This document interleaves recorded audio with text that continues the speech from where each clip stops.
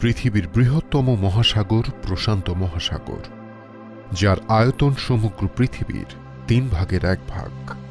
এই মহাসাগরটি আয়তনে এতটাই বিশাল যে এর মধ্যে পুরো পৃথিবীর স্থলভাগকে ডুবিয়ে দেয়া যাবে। সুপ্রাচীন কাল থেকেই বিস্তীর্ণ এই জলরাশি থেকে সৃষ্ট মৌসুমী বাতাস মানব সভ্যতার বিস্তারে এক গুরুত্বপূর্ণ ভূমিকা পালন করে আসছে, যার সুবাদে এই মহাসাগরটি রাজনৈতিক, অর্থনৈতিক ও কূটনৈতিকভাবে এক গুরুত্বপূর্ণ স্থান হয়ে উঠেছে। বিশ্বের গভীরতম এই মহাসাগরটি ঠিক যতটা বিশাল, ঠিক ততটাই বিশাল এর রহস্যের আবরণ। আজকের ভিডিওতে আমরা আপনাদের জানাতে চলেছি রহস্যে ঘেরা বিশ্বের সর্ববৃহৎ মহাসাগর প্রশান্ত মহাসাগর সম্পর্কে। যেমনটি প্রথমেই বলেছি, আয়তনে প্রশান্ত মহাসাগর পুরো পৃথিবীর মোট স্থলভাগের আয়তনের চেয়েও বেশি। বিশালাকার এই মহাসাগরটির আয়তন প্রায় 16,52,00,000 বর্গ কিলোমিটার, যা পৃথিবীর মোট আয়তনের প্রায় 32% এবং মোট জলভাগের আয়তনের প্রায় 46%। বিস্তীর্ণ এই মহাসাগরটি পৃথিবীর 5টি মহাদেশকে আষ্টে পিষ্টে ঘিরে রেখেছে। পূর্বে আমেরিকা থেকে পশ্চিমে এশিয়া এবং উত্তরে আটলান্টিক সাগর থেকে দক্ষিণে অ্যান্টার্কটিকা পর্যন্ত এর বিস্তৃতি। প্রশান্ত মহাসাগর উত্তর ও দক্ষিণ এই 2 দিকে বিভক্ত। মূলত ভূমধ্যরেখা একে উত্তর ও দক্ষিণাংশে ভাগ করেছে, তবে এই মহাসাগরটির উত্তরাংশের তুলনায় দক্ষিণাংশ আকার ও আয়তনে বেশি। এর দক্ষিণে ইন্দো এশিয়া থেকে শুরু করে কলম্বিয়া পর্যন্ত প্রায় 20,000 কিলোমিটার পর্যন্ত বিস্তৃত, অর্থাৎ এখানে 5টা চাঁদকে অনায়াসে ডুবিয়ে দেয়া যাবে। বিশ্বের সর্ববৃহৎ এই মহাসাগরটির গড় গভীরতা প্রায় 4,000 মিটার বা 4 কিলোমিটার। পৃথিবীর গভীরতম স্থানের তালিকায় প্রথম 5টির অবস্থান এই মহাসাগরে। এই তালিকার প্রথম স্থানে রয়েছে মারিয়ানা ট্রেঞ্চ। চ্যালেঞ্জার দ্বীপ নামক এই স্থানটির গভীরতা 11,000 মিটারেরও বেশি, অর্থাৎ স্থলভাগের সবচেয়ে উচ্চতম শৃঙ্গ মাউন্ট এভারেস্টকে এর মধ্যে ডুবিয়ে দিলে শৃঙ্গের ওপর প্রায় 3 কিলোমিটার পানি থাকবে। তালিকার দ্বিতীয় স্থানে রয়েছে টোঙ্গা ট্রেঞ্চ, যার গড় গভীরতা 10,182 মিটার। তালিকার তৃতীয়, চতুর্থ ও পঞ্চম স্থানে থাকা ট্রেঞ্চগুলোর গড় গভীরতা 10,000 মিটারেরও বেশি। সব মিলিয়ে এই মহাসাগরটির মোট পানির পরিমাণ প্রায় 71 কোটি ঘন কিলোমিটার। এই পানির তাপমাত্রা মেরুর কাছে -1 ডিগ্রি সেলসিয়াস থেকে শুরু করে বিষুবীয় অঞ্চলে সর্বোচ্চ 32 ডিগ্রি সেলসিয়াস পর্যন্ত হয়ে থাকে। তাপমাত্রার মতো প্রশান্ত মহাসাগরের পানির লবণাক্ততাও অঞ্চলভেদে বিভিন্ন হয়ে থাকে। বিজ্ঞানীদের মতে এই পানির লবণাক্ততা প্রতি 1000 অণুতে সর্বোচ্চ 37 থেকে 32 পর্যন্ত ওঠানামা করে। তবে সবচেয়ে অবাক করা বিষয় হচ্ছে, পৃথিবীর এই বৃহত্তম জলাশয়টি পৃথিবীর টেকটনিক প্লেটের গতিশীলতার কারণে প্রতি বছর গড়ে প্রায় 0.52 বর্গ কিলোমিটার করে আয়তন হারাচ্ছে, যেখানে অপরদিকে একইভাবে এই পরিমাণ আয়তন বৃদ্ধি পাচ্ছে আটলান্টিক মহাসাগরের। প্রশান্ত মহাসাগর বা প্যাসিফিক ওশানের নাম রেখেছিলেন পর্তুগিজ নাবিক ফার্ডিনান্ড ম্যাগেলান। তিনি 1519 সালে পর্তুগাল থেকে স্পাইস দ্বীপপুঞ্জের উদ্দেশ্যে যাত্রা শুরু করেন এবং 1521 সাল নাগাদ তার নৌবহর দক্ষিণ আমেরিকার সর্বদক্ষিণ প্রান্ত পেরিয়ে এই মহাসাগরে এসে পড়ে। তবে যাত্রাপথে তার নৌবহর নানা প্রতিকূলতা ও ঝঞ্ঝাটপূর্ণ আবহাওয়া পেরিয়ে যখন এক শান্ত জলরাশিতে এসে পড়ে, তখন নাবিক ফার্ডিনান্ড ম্যাগেলান এই সাগরের পানির স্থিরতা এবং অতি শান্ততা দেখে এর নাম দেন মার প্যাসিফিকো। পর্তুগিজ এবং স্প্যানিশ উভয় ভাষাতেই যার অর্থ দাঁড়ায় প্রশান্ত মহাসাগর। প্রশান্ত মহাসাগরে রয়েছে একাধিক বৃহত্তম প্রান্তিক সাগর। এগুলোর মধ্যে উল্লেখযোগ্য দক্ষিণ চীন সাগর, পূর্ব চীন সাগর, জাপান সাগর, বেরিং সাগর, ফিলিপাইন সাগর, কোরাল সাগর এবং তাসমান সাগর। আর এই সাগরগুলো তাদের বিভিন্ন সংযোগস্থলে সৃষ্টি করেছে বিভিন্ন সামুদ্রিক প্রণালী। এর মধ্যে সবচেয়ে সুপরিচিত এবং বিখ্যাত আলাস্কা উপসাগরে অবস্থিত বেরিং প্রণালী। এই সমুদ্র প্রণালী মূলত বেরিং সাগর ও প্রশান্ত মহাসাগরের সংযোগস্থল।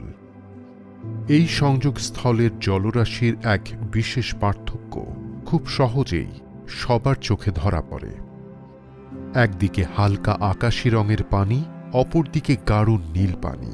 খালি চোখে দেখলে মনে হবে দুইটি জলধারার মাঝখানে যেন এক অলৌকিক শক্তি বাধা হয়ে দাঁড়িয়ে আছে, যেন তারা একে অপরের সাথে মিলতে না পারে। এই ঘটনাটি ঘটে থাকে মূলত দুই সাগরের পানির মধ্যকার ঘনত্বের পার্থক্যের কারণে। পৃথিবীর বৃহত্তম এই জলাশয় ঘিরে রয়েছে প্রায় ৫৫টি স্বাধীন ও সার্বভৌম দেশ, যাদের মধ্যে উল্লেখযোগ্য যুক্তরাষ্ট্র, চীন, Russia, Thailand, Singapore, Japan, Malaysia, Mexico, Australia, Indonesia, Argentina, New Zealand, Vietnam এবং কানাডা। তাছাড়াও এই মহাসাগরের বিভিন্ন স্থানে রয়েছে প্রায় ২৫,০০০-এরও বেশি দ্বীপ। পৃথিবীর আর কোনো সাগরে এত অধিক সংখ্যক দ্বীপ নেই। এই সকল দ্বীপপুঞ্জকে অবস্থান ও আয়তনের ভিত্তিতে ৩ ভাগে ভাগ করা হয়। এগুলো হল মাইক্রোনেশিয়া, মেলানেশিয়া এবং পলিনেশিয়া। এর মধ্যে মাইক্রোনেশিয়ার অবস্থান নিরক্ষরেখার উত্তর দিক থেকে ও আন্তর্জাতিক তারিখ রেখার পশ্চিম দিকে।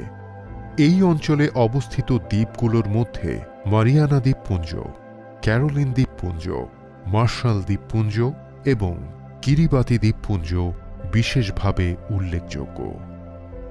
এছাড়াও নিরক্ষরেখার দক্ষিণে এবং আন্তর্জাতিক তারিখ রেখার পূর্বের অঞ্চলটিকে মেলানেশিয়া নাম দেয়া হয়েছে।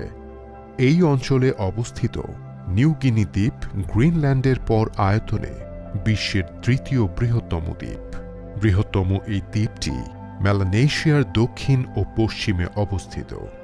এছাড়া মেলানেশিয়ার অন্যান্য দ্বীপগুলোর মধ্যে রয়েছে বিসমার্ক দ্বীপপুঞ্জ, সলোমন দ্বীপপুঞ্জ, সান্তা ক্রুজ দ্বীপপুঞ্জ, ভানুয়াতু, ফিজি এবং নিউ ক্যালেডোনিয়া। এই ৩টি অঞ্চলের মধ্যে সর্ববৃহৎ অঞ্চল পলিনেশিয়া, যা উত্তরে হাওয়াই দ্বীপপুঞ্জ থেকে দক্ষিণে নিউজিল্যান্ড পর্যন্ত বিস্তৃত। পৃথিবীর এই বিস্তীর্ণ জলরাশি বিভিন্ন উন্নত সভ্যতা সৃষ্টি এবং মানবজাতির বিবর্তনের ক্ষেত্রে মুখ্য ভূমিকা রেখেছে। আর এই বিবর্তনের যাত্রা শুরু হয় তাইওয়ান দ্বীপের অস্ট্রোনেশীয় জাতির দ্বারা। প্রায় ৭,০০০ খ্রিস্টপূর্বাব্দে অস্ট্রোনেশিয়ান জাতি সর্বপ্রথম নৌকা আবিষ্কার করে, যার মাধ্যমে তারা দূর দূরান্তে যাত্রা শুরু করে। তারাই প্রথম সমুদ্রপথকে বাণিজ্যিকভাবে ব্যবহার করতে শুরু করে। তবে এই মহাসাগরটি সর্বপ্রথম জনসাধারণের জন্য উন্মুক্ত করে ইউরোপিয়ানরা। ১৫১৩ খ্রিস্টাব্দে স্পেনীয় নাবিক ভাস্কো নুয়েজ দে বালবোয়া তার সমুদ্র যাত্রায় সর্বপ্রথম এই সাগরটি আবিষ্কার করেন। এরপর থেকে এই মহাসাগরটির বিভিন্ন দ্বীপে ইউরোপিয়ানরা উপনিবেশ গড়ে তোলে। তবে বাণিজ্যিক ও রাজনৈতিকভাবে প্রশান্ত মহাসাগর ব্যবহারের সবচেয়ে বেশি প্রসার ঘটে খ্রিস্টীয় ঊনবিংশ শতাব্দীতে। এই সময়ে এই অঞ্চলগুলোতে সাম্রাজ্যবাদ এবং ঔপনিবেশিকতা ব্যাপক হারে বৃদ্ধি পায়। ঔপনিবেশিকতা বৃদ্ধির সাথে সাথে এই মহাসাগরের বৃহত্তর অংশ ওশিয়ানিয়া প্রথমে ব্রিটিশ এবং পরে জাপান ও যুক্তরাষ্ট্রের দখলে চলে যায়। নাম প্রশান্ত হলেও এই মহাসাগরটি সুনামি, ঘূর্ণিঝড় ও ভূমিকম্পের মতো নানা ভয়ঙ্কর প্রাকৃতিক দুর্যোগের জন্ম দিতে পারদর্শী। পৃথিবীর সবচাইতে সক্রিয় দুটি ট্রপিক্যাল সাইক্লোন বেসিনের অবস্থান এই মহাসাগরে। তবে এই বেসিনগুলো থেকে সৃষ্ট ঝড়গুলোকে অঞ্চলভেদে ভিন্ন নামে ডাকা হয়। এই মহাসাগরের পূর্বসৃষ্ট ঝড়গুলো হারিকেন, উত্তর পশ্চিমে সৃষ্ট ঝড়কে টাইফুন এবং দক্ষিণ পশ্চিমে সৃষ্ট ঝড়কে সাইক্লোন নামে ডাকা হয়ে থাকে। একই সাথে এই মহাসাগর জুড়ে বিস্তৃত রয়েছে প্রায় 40,000 কিলোমিটারের আগ্নেয়গিরির একটি বেল্ট। রিং অফ ফায়ার নামক এই বেল্টে পৃথিবীর শতকরা প্রায় 75% আগ্নেয়গিরির অবস্থান। এই সব আগ্নেয়গিরির অগ্ন্যুৎপাতের ফলে সৃষ্ট ভূমিকম্পের সংখ্যাও পুরো পৃথিবীর প্রায় 95%। প্রশান্ত মহাসাগরীয় অঞ্চলে মাছ একটি গুরুত্বপূর্ণ অর্থনৈতিক সম্পদ। এই মহাসাগরের অগভীর তীরবর্তী অঞ্চল এবং নাতিশীতোষ্ণ তাপমাত্রার পানিতে হেরিং, স্যালমন, সার্ডিন, স্ন্যাপার, সোটফিশ, টুনা এবং শেলফিশ পাওয়া যায়। উপসাগরের উপকূলীয় অঞ্চলগুলোর বাসিন্দা এই সকল মাছ শিকারের উপর নির্ভর করে জীবিকা নির্বাহ করে থাকে। আপনি জানলে অবাক হবেন, সারা বিশ্বে প্রতি বছর যত সামুদ্রিক মাছ শিকার করা হয়ে থাকে তার শতকরা 70% প্রশান্ত মহাসাগর থেকে শিকার করা হয়। তবে বর্তমানে এই অঞ্চলে অতিরিক্ত মাছ ধরা একটি গুরুতর সমস্যা হয়ে দাঁড়িয়েছে, যার ফলে এই সকল প্রজাতির সংখ্যা দিন দিন কমে যাচ্ছে।